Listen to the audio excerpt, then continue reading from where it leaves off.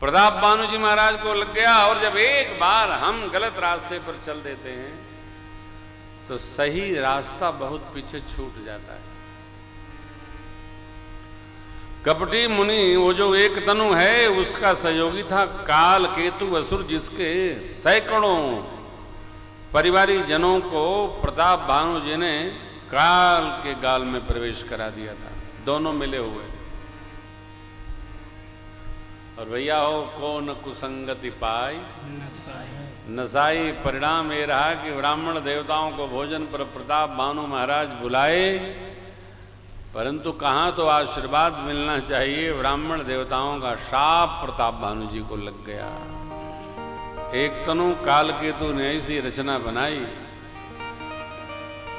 ब्राह्मण देवताओं ने कहा सकूल समूल सपरिवार आप असुर शरीर धारण करेंगे, संवत के अंत में आपका नाश हो जाएगा, कोई कुल में जलदातार भी नहीं बचेगा। आपने हमारा धर्म नष्ट करने की रचना बनाई, ये फल भोगना पड़ेगा। अरे राम। प्रताप भानु रसोई गृह में पहुंचे, वहां कुछ नहीं मिला, आगे चरणों में गिर पड़े। ब्राह्मण देवताओं ने कहा राजन जो कुछ हुआ है भावी बस हुआ, इसको कोई मिटा नहीं सकता है, आपकी संगति बिगड़ी, इसका ये परिणाम आया। इसलिए संगति से सर्वकाल सावधान रहना चाहिए, चाहे जिसका संग न हो,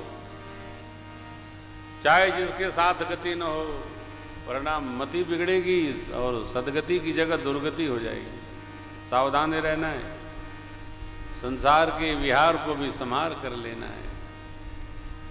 यह प्रसंग याज्ञवल्क्य बाबा भरद्वाज जी को सुनाते हुए कहते हैं काल पाई मुनि सोनो सोई राजा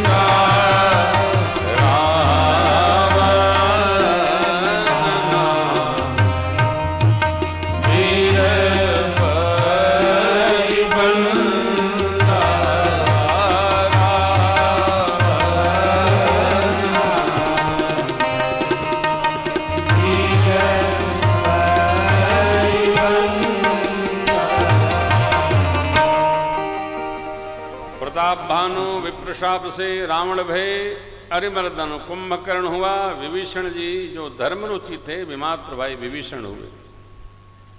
तीनों ने कठोर तप किया।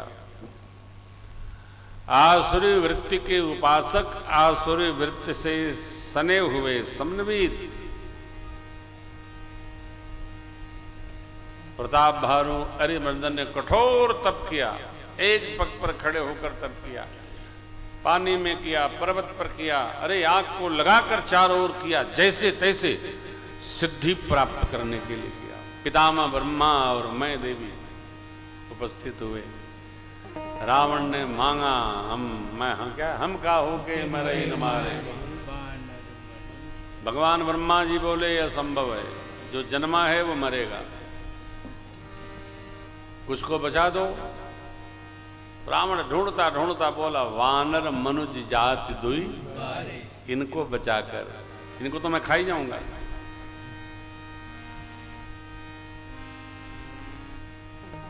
हाथी सबको रौंद देता है, परंतु चींटी यदि उसके सूंड में घुस जाए तो कुछ करता नहीं है, वो गोली बारूद लेके थोड़ी घुसता है, केवल सूंड में चलता रहता है और हाथी को पलट देता है। हाथी उसकी चींटी की चाल से जय जय सीताराम हो जाता है। मेरे समझ में नहीं आता था कि हाथी चींटी से क्यों डरता है। आप देखते होंगे जब हाथी चलता है ना तो फूंक मारता चलता है मिट्टी में, चींटी ना आ जाए। हाँ, बड़ा कारण है। अरिमर्दन रावण ने ऐसा कठोर तप, विभीषण जी ने अपनी वैष्णवी साधना की।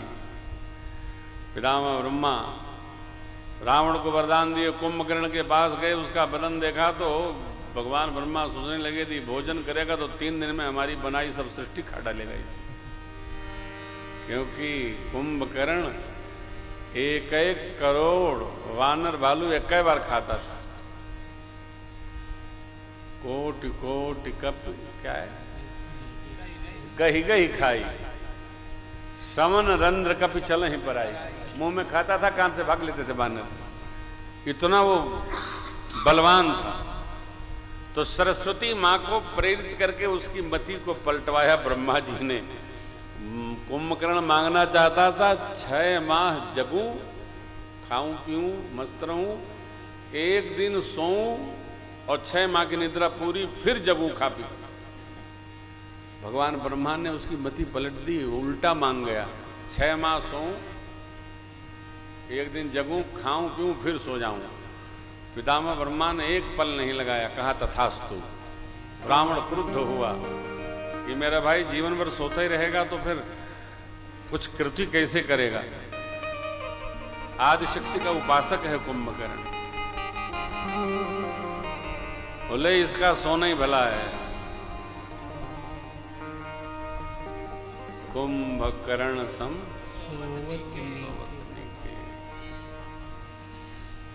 विभीषण जी के पास गए, बोले पुत्र आप भी वर मांगो। विभीषण जी तो परम भागवत देते ही मांगे से भगवंत पद कमल अमल अनुराग। तथास्तु, ऐसा ही होगा। देवी मैं और ब्रह्मा जी वर देकर आए, तब करे तो देना ही पड़ेगा। मैदानव जो असुरों के विश्वकर्मा हैं और बड़े भागवत हैं, इन्होंने अपनी पुत्री पंचकन्याओं में एक मां मंदोदरी का विवाह रावण से संपन्न किया। असुरों का राजा जानकर आगे राजा हो गए।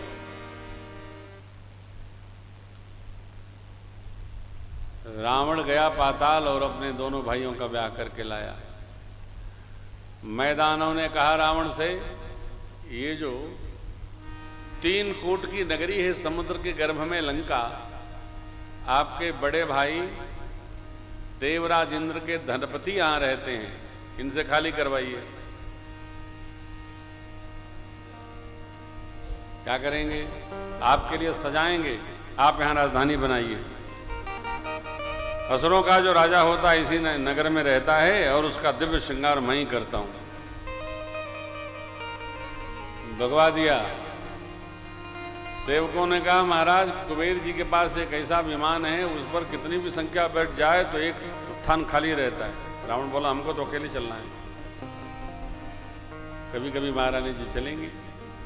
एक बार कुबेर पर धावा, पुष्पक यान जीत लिया का छीन लिया।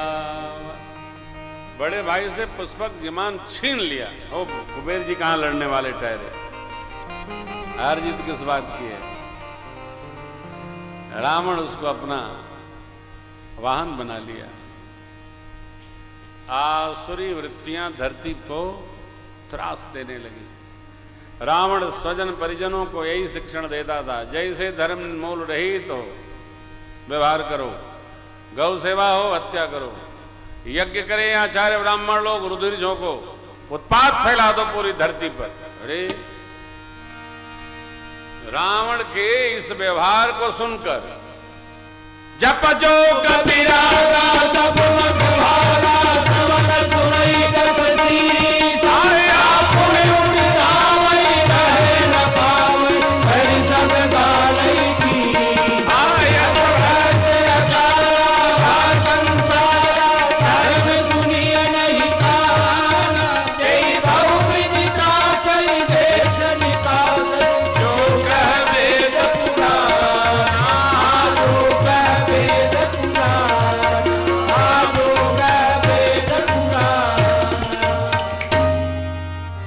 धर्म शब्द सुनाई पड़ना बंद हो गया। देवता लोग मेरुगिर की गुहा में छिप गए।